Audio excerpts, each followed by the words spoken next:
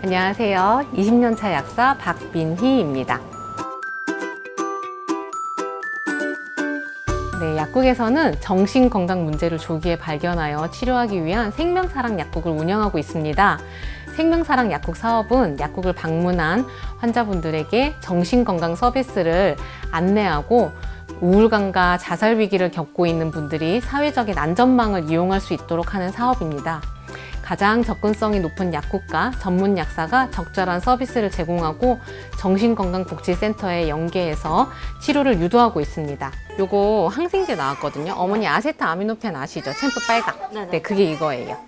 지금 처방에 그걸로 나왔거든요. 해열제인 거예요? 네, 해열제. 네네. 그래서 3ml씩 하루 3번 먹고, 세픽스 요거는 항생제예요. 가루 항생제. 네. 그래서 아침, 저녁으로 하루에 2번 먹을 거예요.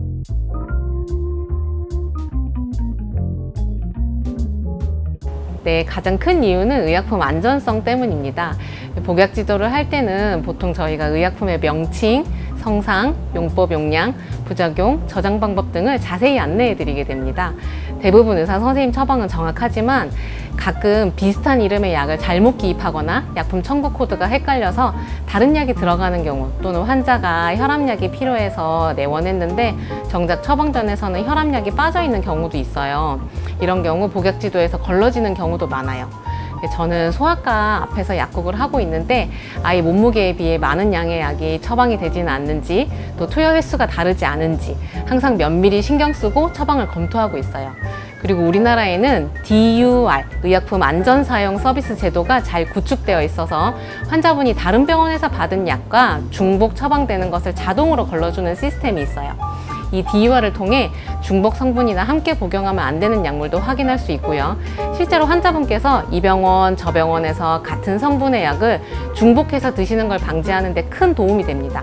이런 과정을 거쳐서 약국에서는 환자분이 복용 중인 약과 새로 조제된 약 사이에 상호작용이 없는지, 또 어떤 약을 우선적으로 복용해야 하는지까지도 자세히 안내해 드리고 있습니다. 또 환자분의 기존 복용약과 알러지 여부도 반드시 체크를 해요. 이런 걸 다 하려면 간단하게 복약지도 할 수가 없죠. 마지막으로 아주 중요한 게 복약 수능도입니다.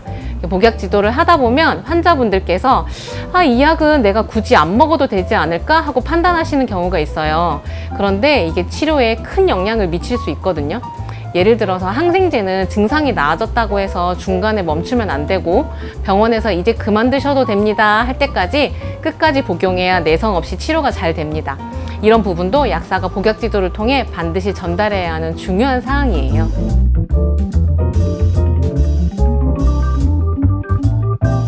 보통 환자분들께서 약을 사러 오실 때 타 땡 주세요 또는 판 땡 주세요 하시는 경우가 많아요.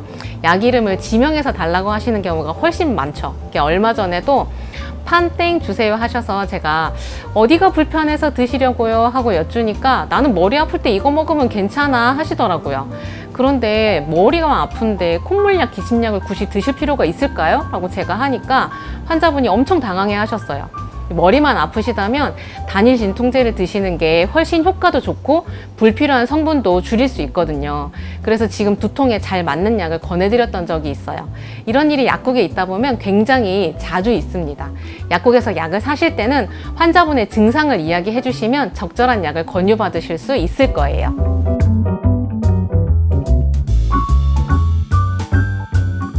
세 가지 정도 말씀드릴 수 있는데요. 첫 번째는 약국에서 폐기약을 수거하고 있어요.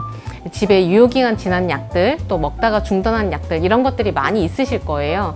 종량제 봉투에 버리기도 좀 찝찝하고 변기에 버리기도 좀 애매하잖아요. 절대 약은 변기나 쓰레기통에 버리시면 안 됩니다. 항생제나 진통제 성분이 수질 오염을 유발하기도 하고 땅도 오염이 됩니다.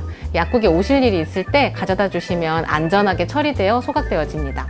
환경도 보호하고 우리도 지킬 수 있고 일석이조죠. 두 번째는 휴일 지킴이 약국과 심야 약국입니다. 휴일이나 늦은 시간 갑자기 약이 필요한 경우가 있잖아요. 지자체와 대한약사회에서는 의료 서비스 취약 시간대에 심야 약국과 휴일 지킴이 약국을 운영하고 있습니다. 근무 약국의 확인은 1339번으로 전화하시거나 지역 약사회 홈페이지, 또 보건소 홈페이지에 게시되어 있습니다. 잘 이용하셔서 약이 필요할 때 불편함이 없으셨으면 좋겠습니다.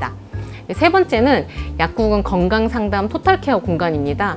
드시고 있는 처방약뿐만 아니라 증상에 맞는 적절한 일반의 약품, 또 한약, 영양제나 기능성 성분을 가진 건강기능식품, 또 밴드와 같은 의학 외품들, 또 당뇨 측정하는 의료기기까지 모든 것을 취급하고 상담할 수 있는 유일한 곳이 약국입니다. 그래서 약국에서 언제든지 불편한 몸의 증상에 대해 또는 앞으로의 병을 예방할 수 있는 맞춤형 영양제와 생활 습관까지 모두 상담이 가능합니다. 요즘 많은 분들이 집에서 AI나 인터넷 검색을 통해서 약을 많이 구입하고 계시는데요.